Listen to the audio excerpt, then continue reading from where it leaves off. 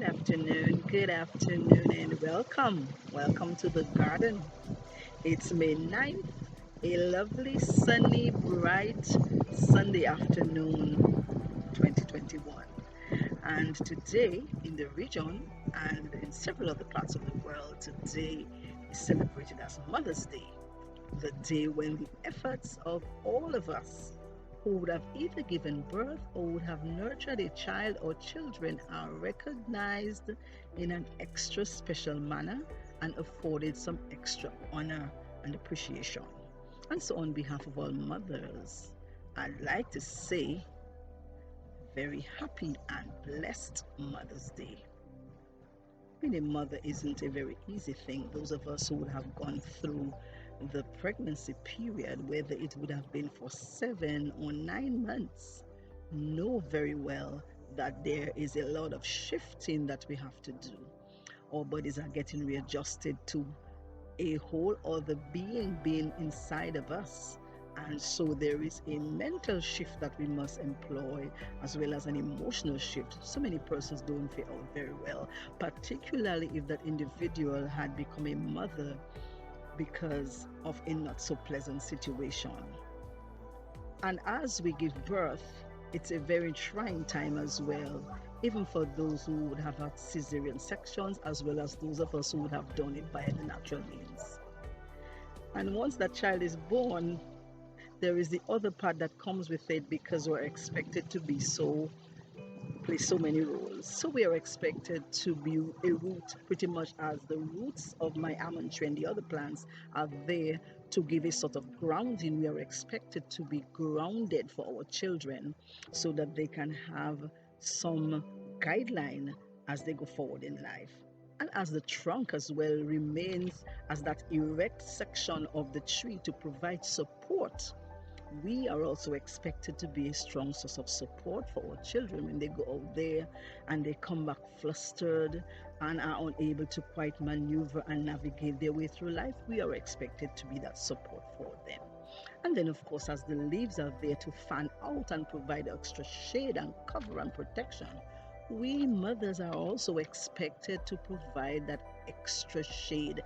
And pretty much as a hen does with her wings when she covers a brood, we are expected to be that person to look after, to provide and nurture our children. So the load is pretty heavy for a woman, a mother, and even for those who are nurturing other people's children. But in all of this, I'd still like to say that we must be able to find our balance and our sense of peace. The month of May is also celebrated as Mental Health Awareness Month, that time when we are expected to make sure that we are grounded within ourselves, to ensure that our sense of well-being is intact.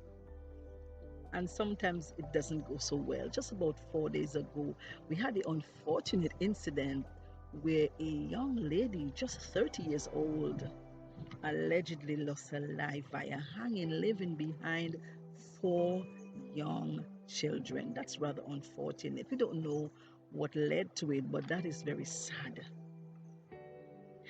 There's something that I came upon several months ago, or maybe 2 years ago, so that said you cannot pour from an empty cup. That stuck with me, and I've embraced it.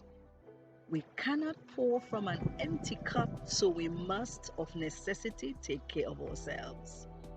And not only should we look right as far as our general physical appearance, not only should we ensure that we eat well and our diet is good and we exercise, but our mental state and our emotional state must be at a balanced place. We can't allow ourselves to go under. So we must be able to tell when we are on the verge of becoming butterflies in the rain. You know, when our wings are becoming sticky and we aren't able to fly, we can't maneuver, we don't know how to move around and deal with what's coming our way. And also when the ants are getting all over us and the anxiety levels are becoming overbearing, We should be able to know what our triggers are when we're about to go over. If we aren't able to do that, we ought to get some help. It is very, very important to be able to get some help. We can't ever try to forget that this exists. We are able to see, as I always say, an outward bruise or a cut, but the idea of things in the mind dragging us under is not an easy thing to deal with. So I urge you out there, my sisters, my queens, please, it is important that we maintain our balance and get our inner sense of peace. And if it means that we have to leave some things alone, and of course, I don't mean forgetting about taking care of our children, by no means, no, that's important. But I'm just saying there are times when we have to hold back and step back and think, what am I doing? So if it necessitates us getting to a particular activity, a particular event, a particular individual, or even a sort of interaction that keeps us grounded, that maintains our balance and gives us back our inner sense of peace, we ought at all times to get into it. Once we can do that, we are better able to move ahead and take care of our children. And it doesn't matter how old your children get. I believe that as a mom, we ought always to be there as a support, not to tell them what to do, of course, once they would have become adults. But I believe the mother's role continues as a source of support and encouragement to her children at all times. But we must of necessity take care of ourselves. It's very, very important. Whatever it is you need to do, and in particular today, and of course throughout the month of May, as we look at celebrating, as we are celebrating Mental Health Awareness Month, it is even more crucial that we take care of ourselves going forward. Take care of yourself, my queens, my ladies, my sisters, mothers, and all women out there. Take care of yourselves. Find your balance. Find your inner sense of peace. You can't pour from an empty cup. There is only one of you. You are worthy. You are worth dignity. And you matter. Have a beautiful Sunday afternoon.